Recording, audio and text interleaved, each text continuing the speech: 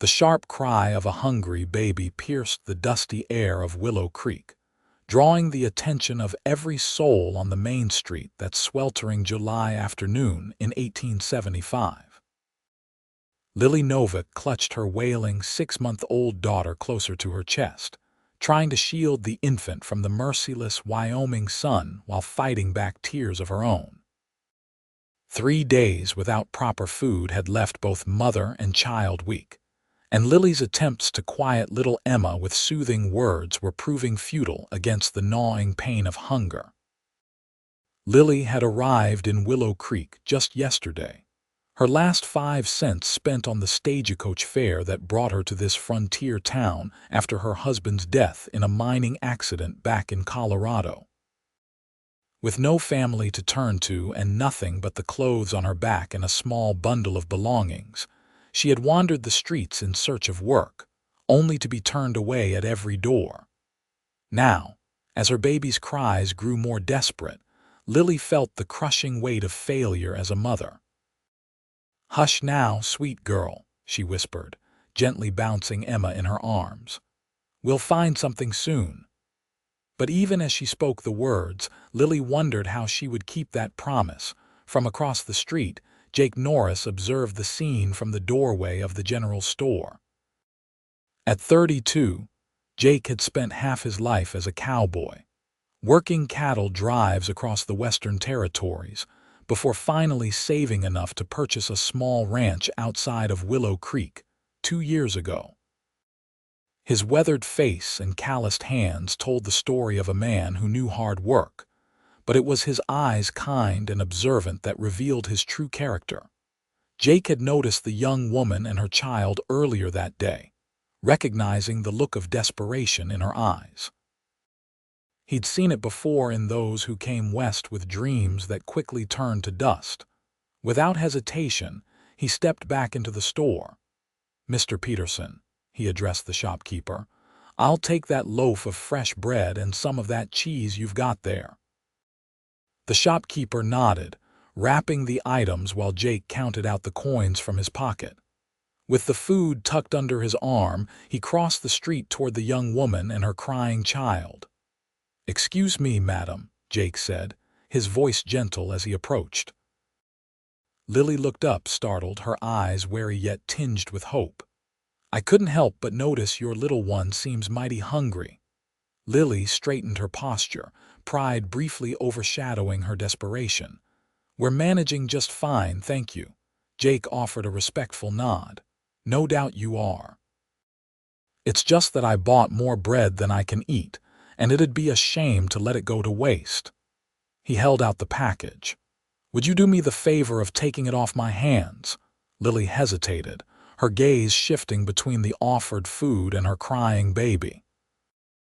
Emma's wails had grown weaker, which worried her more than the loud cries. Lily began, her voice catching. "Please," Jake said simply, "for the little one." Something in his tone's sincerity without pity made Lily's resolve crumble. She reached out with one hand, taking the package. "Thank you," she whispered, finding a nearby bench to sit on. With trembling fingers, she broke off a small piece of bread and offered it to Emma, who immediately began to suckle on it, her cries subsiding to whimpers. Jake remained standing nearby, respectfully keeping his distance while ensuring they were comfortable. "Name's Jake Norris," he offered. "I ranch about 3 miles outside of town." "Lily Novak," she replied softly, "and this is Emma. Pleased to meet you both, Mrs. Novak." "Miss," she corrected automatically, then flushed. I'm a widow. My husband died 6 weeks ago." Jake removed his hat, holding it against his chest. "I'm truly sorry for your loss, Miss Novak." Lily nodded her acknowledgement, focusing on feeding her now quieter baby small bits of bread softened with her own saliva. Jake noticed the simple gold band still on her finger, understanding the recency of her grief. "If you don't mind my asking," he ventured carefully, "have you a place to stay in Willow Creek?" Lily's silence answered his question. Jake looked thoughtful for a moment, then spoke again. Mrs. Hollister at the boarding house is a good woman. She might have worked for you, maybe cleaning or cooking in exchange for a room. I already tried there, Lily admitted. She has no vacancies and no need for help. Jake frowned, considering the situation. What about the Walker Hotel? They're always short-handed during cattle season, what with all the drovers coming through town. They won't hire a woman with a baby, Lily explained, an edge of frustration in her voice. No one wants to hire a woman with a crying infant. Jake understood the predicament all too well. Life on the frontier was hard enough for a single woman, let alone one with a child to care for. He made a decision then, one that came from a place of genuine concern rather than pity. Miss Novak, I don't mean to overstep, but my sister Sarah works as a cook at my ranch. She's been saying she could use some help with the household chores, especially with the extra hands I've hired for the season. He replaced his hat, adjusting the brim. It's honest work with room and board included. You and your daughter would have your own quarters in the main house. Lily looked up at him, suspicion flaring in her eyes. She'd heard tales of vulnerable women lured to remote locations with promises of work, only to find themselves in compromising situations. Reading her expression clearly, Jake added hastily, "My sister would be your direct supervisor. And there's Mrs. Garrett, our neighbor who comes by to help with mending and such. You'd never be without proper female company." He paused.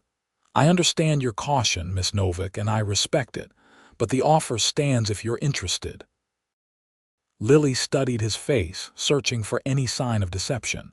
Instead, she found only sincerity in his clear blue eyes. Still, survival had taught her caution. "I appreciate your kindness, Mr. Norris, but I barely know you," Jake nodded, understanding. "Of course. Tell you what, why don't you finish your meal, and I'll walk you over to meet Reverend Collins at the church. He can vouch for my character, and his wife might know of other options for you if you'd prefer them." This compromise seemed to ease Lily's concerns. By the time they reached the small white church at the end of the street, Emma had fallen asleep with a full belly, and Lily had learned that Jake Norris was well respected in Willow Creek. The Reverend confirmed everything Jake had said about his ranch and his sister, and by sunset, Lily had agreed to try working at the Norris Ranch for 2 weeks, with the understanding that she could return to town if the arrangement didn't suit. The next morning, Jake arrived with a wagon to transport Lily and Emma to the ranch. The journey took less than an hour, during which Lily observed the changing landscape with interest. As they left the dusty streets of Willow Creek behind, the terrain opened into lush pasture dotted with grazing cattle. When they crested a small hill, Lily caught her first glimpse of the Norris Ranch, a sturdy 2-story farmhouse painted white with green trim, surrounded by various outbuildings and corrals. It wasn't grand, but it was well maintained, suggesting prosperity born of hard work rather than inheritance. Sarah Norris greeted them at the door, her resemblance to her brother unmistakable in her blue eyes and easy smile, though her hair was a shade lighter than Jake's dark brown. She welcomed Lily warmly, cooing over Emma and immediately showing them to a comfortable room on the second floor, complete with a small crib that Jake had apparently stayed up half the night constructing from spare lumber. "It's not fancy," Sarah explained, "but it's clean and private. The washroom is down the hall and you'll share it with me. Jake has his own off his bedroom downstairs." Lily set Emma in the crib, touched by the gesture. "Mr. Norris built this last night," Sarah smiled. "Jake's always been good with his hands. Never could stand to see anyone in need without doing something about it." She smoothed her apron. "Now, once you're settled, come down to the kitchen and we'll discuss your duties. Nothing too strenuous to start. I know you're still regaining your strength." Life at the Norris Ranch quickly fell into a comfortable rhythm. Lily helped Sarah with cooking and cleaning, mended clothes, and learned to make soap and candles. Jake made sure her duties allowed her plenty of time with Emma, and often in the evenings, after the ranch hands had been fed and the kitchen cleaned, he would sit on the porch swing with little Emma sleeping between them, and tell stories of his adventures on cattle drives or listen to Lily's tales of her childhood in Pennsylvania. 2 weeks passed, then a month. Emma began to crawl, and Lily's face lost its gaunt appearance as regular meals restored her health. The temporary arrangement gradually became permanent, though it remained unspoken between them. If the ranch hands noticed their boss's increasing tendency to find reasons to be near the house when Lily was hanging laundry or tending the kitchen garden, they were wise enough not to comment. It was nearly autumn when the first real trouble arrived at the Norris Ranch. Lily was in the garden harvesting late summer vegetables when she heard the sound of approaching horses. Looking up, she saw 3 riders coming down the long drive, their manner suggesting they weren't making a social call. Jake emerged from the barn, wiping his hands on a rag, his expression guarded as he moved to intercept the visitors. Lily couldn't hear the conversation, but she saw Jake's posture stiffen, his hand moving instinctively closer to the revolver at his hip. After a tense exchange, the men rode away, but the worried look on Jake's face as he returned to the house told Lily that whatever had transpired wasn't over. That evening, after Emma was asleep, Jake explained the situation to Lily and Sarah over coffee at the kitchen table. "That was Harlan Webster and his boys," he said grimly. "They've been buying up ranches all through the valley, sometimes by fair means, sometimes not. They want this land for the water rights. My stretch of Cold Creek is vital for their plans to expand their operation." "What did you tell them?" Sarah asked, concern evident in her voice. "Same thing I told them last year and the year before, that the Norris Ranch isn't for sale at any price." Jake took a sip of his coffee. "Problem is, Webster doesn't take no for an answer.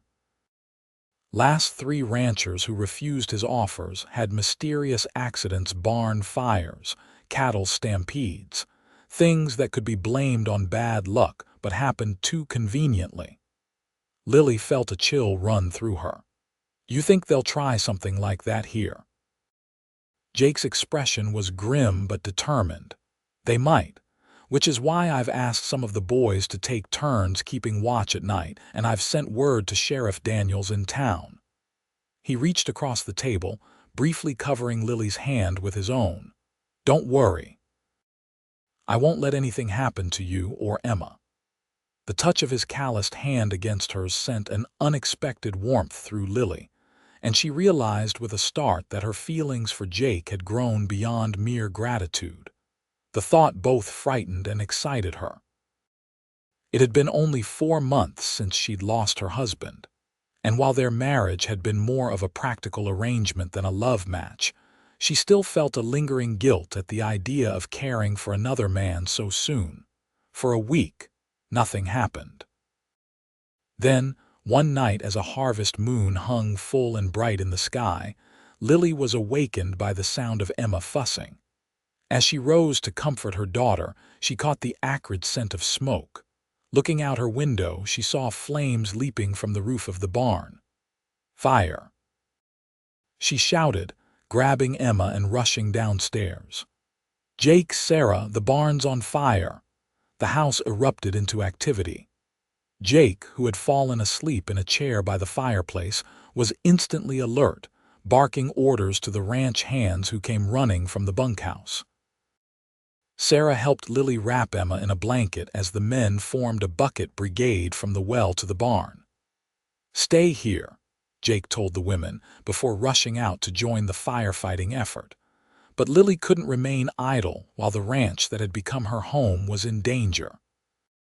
Leaving Emma with Sarah, she joined the line, passing buckets alongside the other women from neighboring ranches who had arrived to help.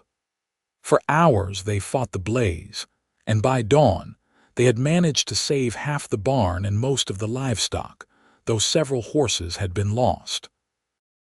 As the smoke cleared and the danger passed, Jake found Lily sitting on an overturned bucket, her face smudged with soot, her hands raw from the rough rope handles of the water buckets.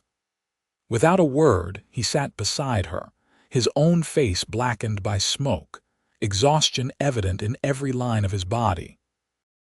"You should have stayed inside," he said, but there was no reproach in his tone, only concern. "I couldn't," Lily replied simply. "This is my home too now." The words hung between them, weighted with meaning neither was ready to fully acknowledge. Jake nodded, understanding. "Webster's men?" Lily asked after a moment. "Most likely, though we'll never prove it." Jake sighed heavily. "This is just the beginning, Lily. They'll try again, and next time it might be worse." "What are you going to do?" Jake's jaw tightened. "Fight back?" "I've worked too hard for this land to let some rich cattle baron take it because he thinks he can intimidate me." He turned to look at her directly. "But I want you and Emma safe. Perhaps you should take her to town for a while, stay with Reverend Collins and his wife until this is settled." Lily shook her head firmly. "No, Emma and I aren't going anywhere. We're safer here with you than anywhere else." She hesitated, then added softly, "Besides, we belong here now." Something shifted in Jake's expression, a softening, a hopeful light kindling in his eyes. But before he could respond, one of the ranch hands called him away to assess the damage, leaving Lily to wonder if she had revealed too much of her heart. The next few weeks were tense. Jake doubled the night watch and sent Sarah to stay with friends in town, though Lily refused to leave. Webster's men made no further direct moves, but cattle began disappearing from the north pasture, and twice riders were spotted watching the ranch from the ridge line, vanishing when Jake's men rode out to investigate. Despite the troubles, or perhaps because of them, Lily and Jake grew closer. Working side by side to rebuild what had been damaged, they shared quiet conversations about their hopes and dreams. Jake spoke of expanding the ranch, adding more cattle, and perhaps planting an apple orchard on the south slope. Lily shared her desire to someday open a small school, having been trained as a teacher before her marriage.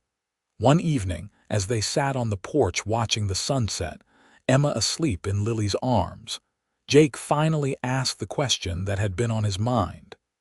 "How did you come to marry your husband?" Lily was quiet for a moment, her fingers gently stroking Emma's fine hair. "Thomas was the son of my father's business partner. When Papa died of pneumonia, leaving substantial debts, Thomas offered marriage as a way to settle accounts." She smiled sadly.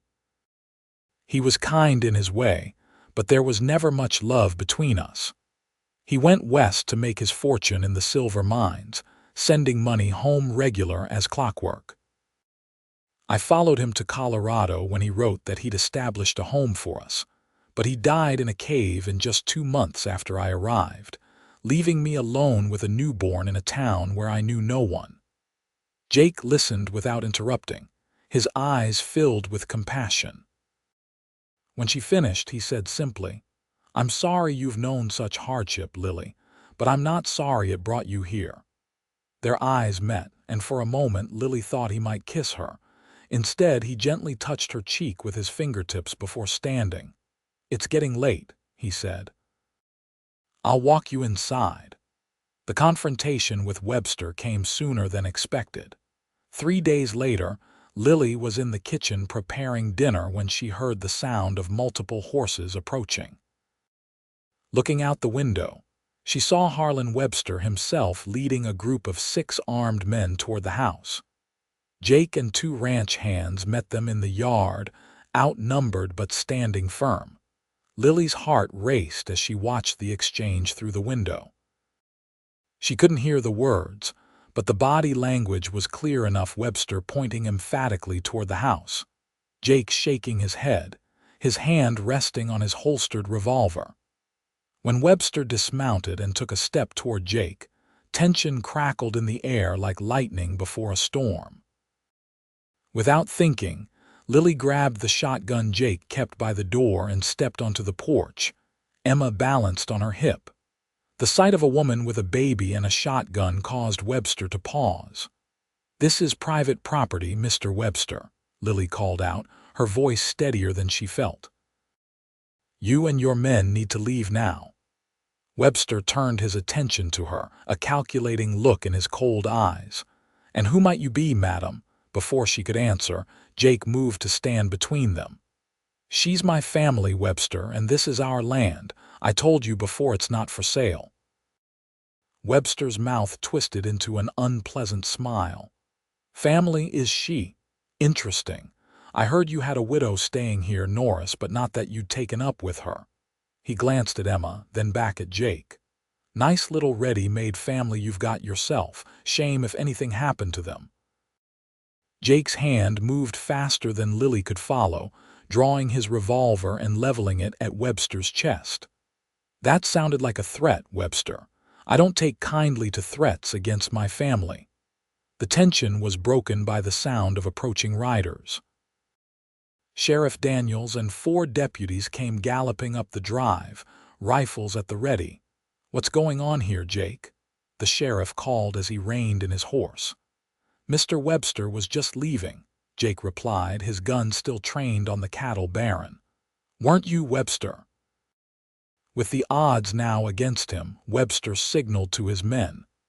"This isn't over, Norris," he said as he remounted his horse. "You can't stand watch forever." "Neither can you," Jake replied evenly. "And unlike you, I have friends in this valley."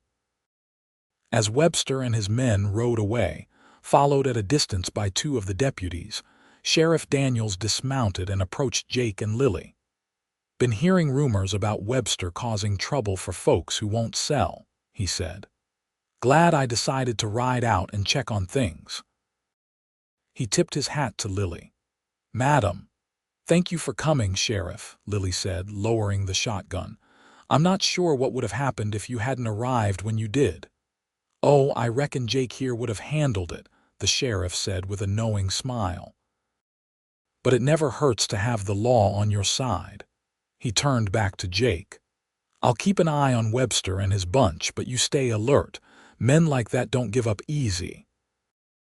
After the sheriff left, Jake took the shotgun from Lily's hands, set it aside, and then, to her surprise, pulled her and Emma into a tight embrace. "That was either the bravest or the most foolish thing I've ever seen," he murmured against her hair. "Coming out here with Emma, facing down Webster like that." Lily leaned into his solid warmth. "I couldn't let you face them alone." Jake pulled back slightly, looking into her eyes with an intensity that made her breath catch. "Lily Novak, I think I've been falling in love with you since the moment I saw you on that street in town." The confession, so direct and heartfelt, brought tears to Lily's eyes. "I've been afraid to admit it," she whispered, "but I love you too, Jake." This time there was no hesitation. Jake leaned down and kissed her, a gentle, questioning kiss that deepened when she responded.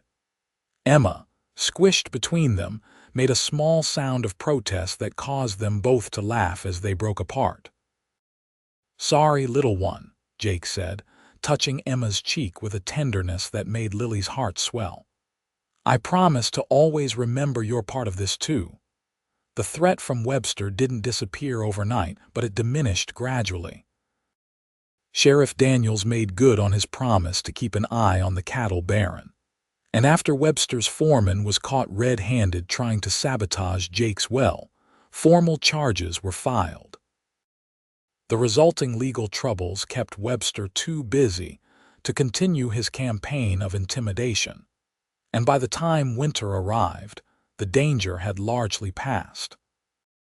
Jake proposed properly on Christmas Eve, with Sarah and the ranch hands as witnesses, presenting Lily with a simple gold band that had belonged to his mother.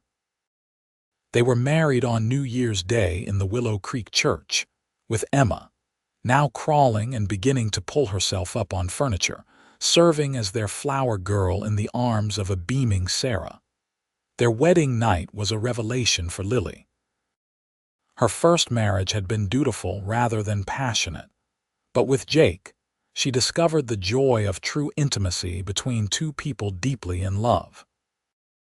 As they lay together in the quiet darkness of what was now their shared bedroom, Jake traced patterns on her bare shoulder and spoke of his plans for their future. "I was thinking we might expand the house come spring," he said. "Add a proper classroom off the east side where you could teach Emma and maybe some of the other ranchers' children." Lily raised herself on one elbow, looking down at him in surprise. "You remembered my dream of teaching," Jake smiled, reaching up to tuck a strand of hair behind her ear. "I remember everything you've ever told me, Lily. Your dreams are my dreams now." As winter gave way to spring, the Norris Ranch flourished.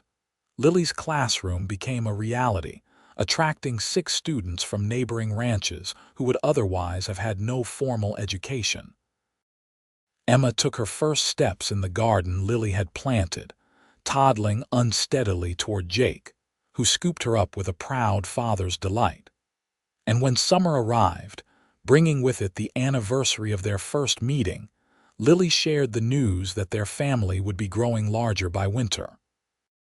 Jake's response was to lift her off her feet and spin her around, his joy uncontained. "I love you, Lily Norris," he declared for all to hear. "You and Emma are the best things that ever happened to me." Standing in the circle of his arms, with Emma playing nearby and new life growing within her, Lily marveled at how much her life had changed in a single year. From desperate hunger on the streets of Willow Creek to abundant love on the Norris Ranch, all because a kind-hearted cowboy had offered bread to a hungry baby, and in the process, given his heart to her mother. On a crisp October morning, as the first snow dusted the distant mountains, Lily gave birth to a healthy boy they named James Thomas Norris, honoring both Jake's father and Lily's late husband. As Jake held his son for the first time, with Emma climbing onto the bed to peer curiously at her new brother, he reflected on the strange workings of fate that had brought them all together. "A loaf of bread," he murmured, shaking his head in wonder. "What was that?" Lily asked, tired but radiant. Jake smiled, leaning down to kiss her forehead. "Just thinking about how sometimes the smallest gesture can change everything. If I hadn't bought that bread that day." "But you did," Lily said softly, reaching for his hand. "And here we are." Here they were indeed a family forged from kindness and strengthened by love, their future stretching before them as vast and promising as the western sky.